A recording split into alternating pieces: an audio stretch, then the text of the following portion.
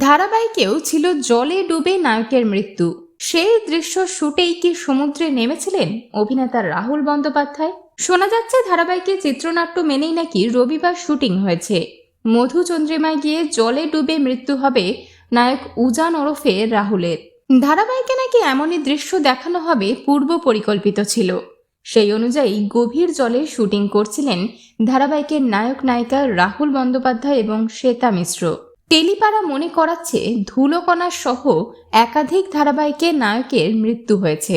নায়িকার জীবনে পরে আবারও ফিরে এসেছে তার পুরনো প্রেম। ধারাবাহিক ভোলে বাবা পারকারেগাতেও নাকি এই গল্পই দেখানোর কথা ভাবা হয়েছিল, কারণ ধারাবাহিকে নায়িকা কুইনের পূর্ব প্রেম ছিল। বাড়ির অমতে প্রাক্তন প্রেমিকের সঙ্গে বিয়ে হয়নি নায়িকার, বদলে সম্বন্ধ করে সাতপাকে বাধা পড়ে চিকিৎসক উজানের সঙ্গে। ফলে নায়ক নায়িকার মনের মিল ছিল না।